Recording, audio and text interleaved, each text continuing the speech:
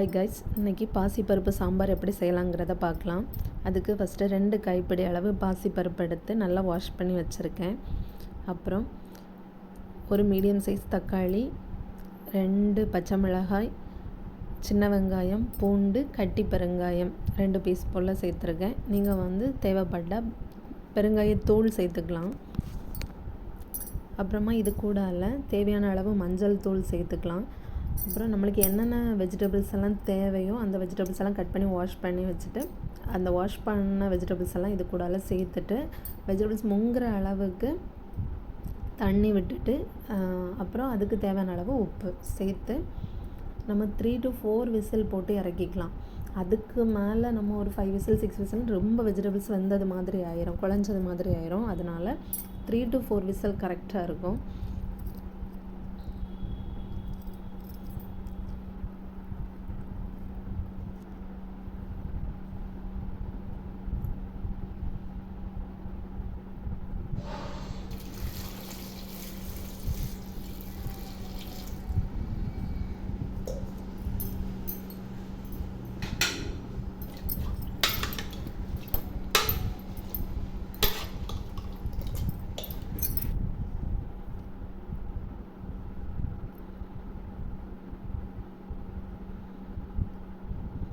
இப்போ காய் கரெக்டான ஸ்டேஜில் இருக்குது.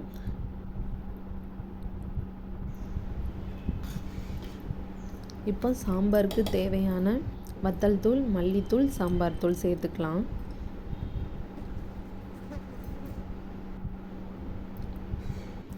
ஒரு குட்டி லெமன் சைஸுக்கு புளி ஊற வச்சு புளிக்கரைசல் சேர்த்துக்கிட்டு அப்புறமா தேவையான அளவு உப்பு சேர்த்துக்கலாம். ஆல்ரெடி நம்ம வெஜிடபிள்ஸ் வேக வைக்கும் போதும் உப்பு சேர்த்துருக்கோம், அதனால் நீங்கள் பார்த்து சேர்த்துக்கோங்க.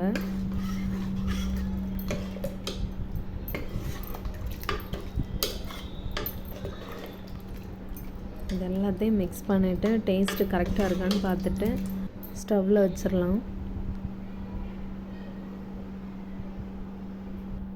இப்போ நல்லா கொதி வந்துருச்சு.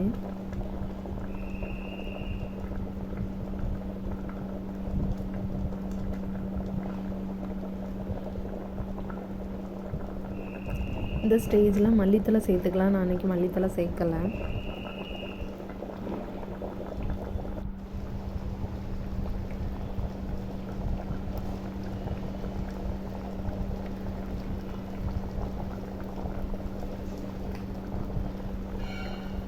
ஃபைனல் ஸ்டேஜாக ஒரு பேனில் கொஞ்சமாக எண்ணெய் விட்டு அதில் கடுகு, கருவேப்பிலை சேர்த்து தாளித்து குழம்புல ஊற்றிக்கலாம்.